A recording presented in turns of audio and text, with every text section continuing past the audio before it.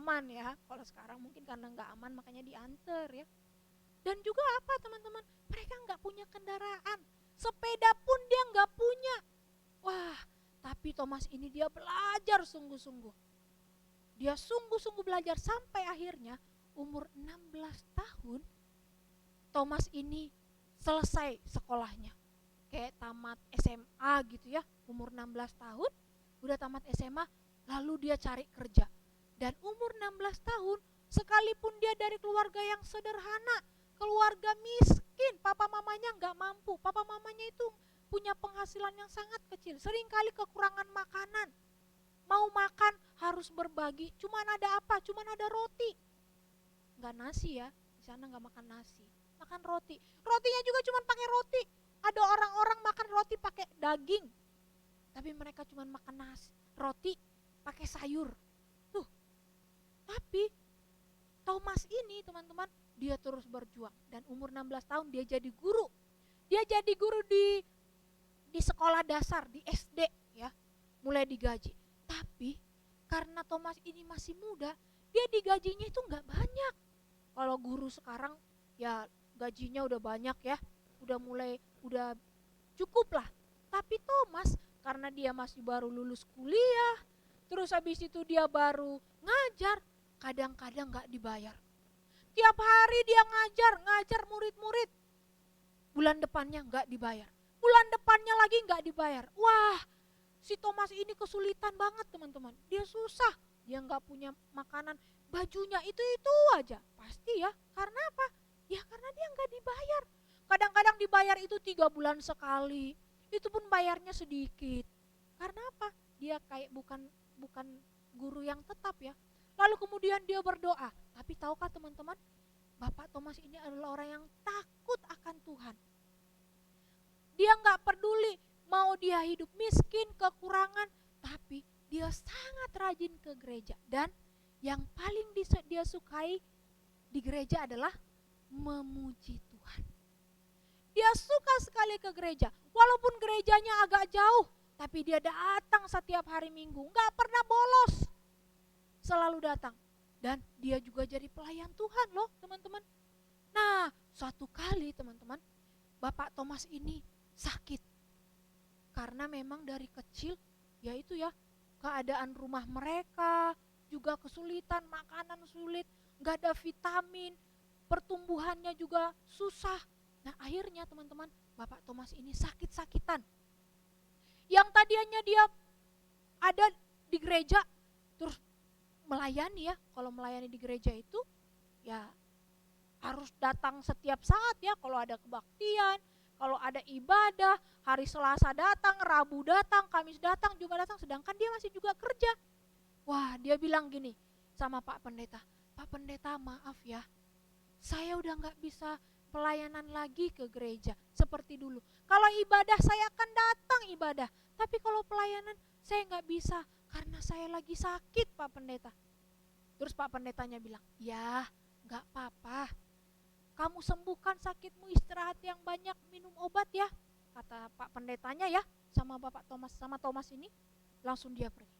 Setelah itu teman-teman, dia rajin ke gereja tapi hanya ibadah. Dia bilang gini sama Tuhan, Tuhan, aku cuma datang ibadah, aku pengen melayani Tuhan, aku pengen kayak dulu melayani Tuhan, pergi ke desa-desa yang lain, jalan kaki berkilo-kilo untuk penginjilan, untuk menjangkau orang-orang, aku pengen, tapi aku sakit Tuhan. Apa yang bisa kulakukan? Karena dia suka memuji Tuhan, lalu kemudian dia ambil pulpen. Dia mulai tulis teman-teman, syair-syair yang indah, puisi-puisi yang indah, dia mulai tulis. Satu hari selesai satu, hari kedua selesai lagi, dan akhirnya dia suka teman-teman. Iya bener ya, aku bisa melayani dengan bagaimanapun caranya. Kalau Tuhan gak izinkan aku pergi-pergi untuk pelayanan, aku masih punya tangan untuk bisa menulis syair-syair, lagu-lagu yang indah-indah. Lalu dia mulai berpikir, merenungkan kasih Tuhan, baca lagi firman Tuhan. Wah, dia makin bersemangat, dia tulis lagi. Tahukah teman-teman berapa puisi yang sudah dia tulis? ada 1.200 puisi yang udah dia tulis. Wah, kalau dulu ya teman-teman, penulis itu wah, orang yang hebat ya. Karena menulis itu susah, jangankan itu. Teman-teman aja kalau pas itu habis liburan terus disuruh tulislah pengalamanmu waktu liburan. Gampang atau susah? Susah ya. Aduh, gimana ya? Menyusun kata-katanya, habis itu disuruh lagi 2 lembar. Ya. Kalau cuman setengah seperempat lembar mah gampang, tapi disuruh 2 lembar. Susah ya. Nah, tapi bagi Thomas enggak, teman-teman. Dia tulis sampai 1.200 puisi dia tulis. Dan puisi-puisinya ini dia kirimlah ke koran-koran, dia kirim ke majalah-majalah tabloid Kristen. Kadang-kadang Pak Thomas ini dibayar, tapi lebih banyak gak dibayar. Karena apa? Gak terkenal. Tapi dia terus menulis sampai akhirnya umurnya 75 tahun. Siapa di sini udah umur 75? Gak ada ya? Ada papanya umur 75? Belum ya? Engkong atau opung atau kakek, ada yang umur 75? Itu udah tua loh. Setelah dia tulis puisi banyak, dia kirim-kirim kemana-mana, kadang-kadang dapat uang, kadang-kadang gak dapat.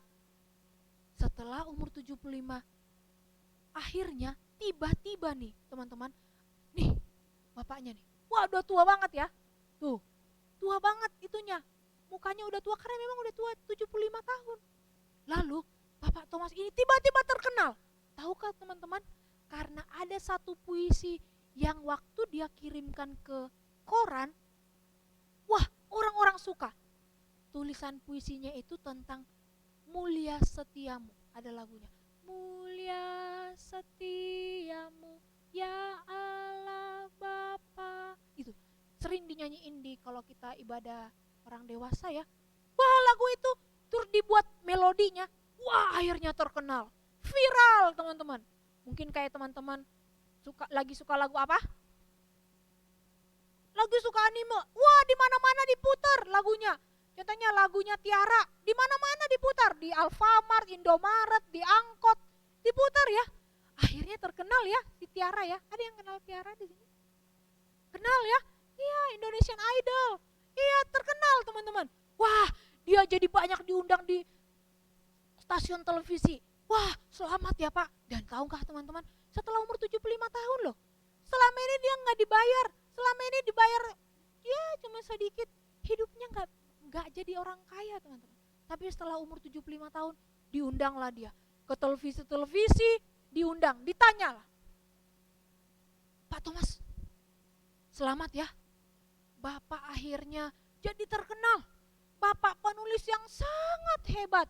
Dan lagu yang Bapak tulis dinyanyikan di sekolah-sekolah, dinyanyikan di sekolah-sekolah minggu, di gereja-gereja juga dinyanyikan. Wah, itu lagu enak sekali didengarkan dan sangat memberkati. Kata orang yang wawancara, terus ditanya, Pak, pasti ada sesuatu yang terjadi kan? Kalau lagu tercipta, biasanya itu ada sesuatu yang wow. Apakah Bapak mengalami mujizat? Pak Thomas bilang, enggak. Atau mungkin Bapak dapat uang, dapat berkat yang banyak gitu? Pak Thomas bilang lagi, enggak. Loh, kok bisa nih tercipta sebuah lagu yang sangat bagus, kata-katanya bagus, melodinya bagus, memberkati banyak orang. Kok bisa Pak? Terus Pak Thomas bilang begini, aku menciptakan lagu ini gak ada mujizat, gak ada hal yang besar yang terjadi. Hidupku masih tetap miskin. Aku kerja, penghasilanku juga biasa-biasa katanya. Tapi aku menulis ini karena aku mengingat kebaikan Tuhan setiap hari. Setiap kali aku tulis lagu yang kuingat apa? Bukan mujizat. Aku masih sakit-sakitan sampai hari ini. aku nggak sembuh. Kalau mujizat itu mungkin gitu ya, yang tadinya sakit demam tinggi didoakan tiba-tiba wah sembuh. Ada yang sakit apa, yang sakit gini ya, kakinya mungkin begini, terus habis itu didoakan, terus tiba-tiba sembuh. Atau mungkin ada orang yang buta, didoakan jadi melihat. Enggak, kata Bapak Thomas, enggak, aku enggak mengalami itu semua. Yang kualami adalah kebaikan Tuhan setiap hari. Karena itulah aku memuji Tuhan setiap hari. Jadi teman-teman, benar kata Pak Thomas, kita harus memuji Tuhan setiap hari. Bukan cuma sekali setahun. Bukan cuma kan kita memuji Tuhan pas di gereja aja Kak Tri. Kalau di rumah mah waktunya main. Gak boleh seperti itu. Seperti firman Tuhan bilang apa? Pujilah Tuhan, hai jiwaku. Janganlah lupakan segala kebaikannya. Kebaikan Tuhan itu sekali sehari, kebaikan Tuhan itu sekali setahun atau setiap hari? Setiap hari. Buktinya apa? Kalau Tuhan bilang begini, udahlah kasih nafas untuk Kak Tri sekali seminggu aja. Kira-kira apa?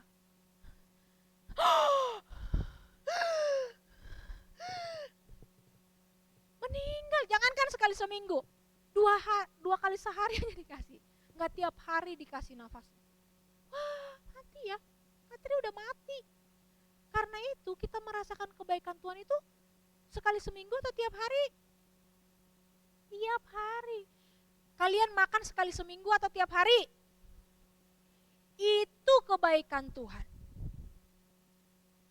Kita bisa belajar sekali seminggu atau tiap hari? Tiap hari. Kita bisa minum sekali seminggu atau tiap hari? Tiap hari. Itulah yang dinamakan kebaikan Tuhan. Kalau kita alami kebaikan Tuhan setiap hari, kenapa kita memuji Tuhan cuma waktu Natal atau waktu Sil doang? Iya benar, kita waktu Natal juga memuji Tuhan ya. Tapi semangatnya beda. Kalau pas bulan Juni, memuji Tuhannya lemes-lemes aja lah. Nanti pas Natal, wah semangat memuji Tuhan. Kenapa pas Natal? Padahal Tuhan kasih nafas bukan waktu Desember doang ya. Bulan Juni juga kita dikasih nafas ya. Tuhan kasih kesehatan, kita bisa sekolah, papa mama kita bisa kasih kita makan setiap hari. Makanya boleh nyanyi lagu anim, boleh nyanyi lagu-lagu YouTuber, boleh lagu TikTok, boleh gak Kak Tri? Boleh, tapi jangan lupa memuji Tuhan. Banyak lagu yang seru-seru, yang enak-enak. Happy Ayah, Haleluya Tuhan Yesus, kayak lagu yang tadi. Ayo kita nyanyi di rumah pas main. Daripada nyanyi lagu gak jelas yang kita gak ngerti bahasa Inggris, terus belum tentu artinya bagus ya. Mendingan kita nyanyi lagu rohani. Mending kita nyanyi lagu gereja. Bukan gereja tua ya. Gak ngerti ya. Kakak-kakaknya ngerti. Kakak maksudnya. Kalau adik-adik kan gak ngerti gereja tua. Lagu ibadah, sekolah minggu, nyanyi. Yang didengerin di YouTube jangan lagu anim mulu. Lagu Justin Bieber terus. Kapan lagu rohaninya? Kapan lagu sekolah minggunya?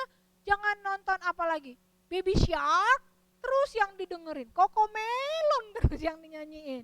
Padahal ada loh lagu-lagu di YouTube ada loh lagu-lagunya kita. Setiap minggu dimasukin lagu-lagu. YouTube kita namanya apa ya? GBP Kopo Permai. Kak Tri lihat yang viewsnya cuma 2. Cuma 1.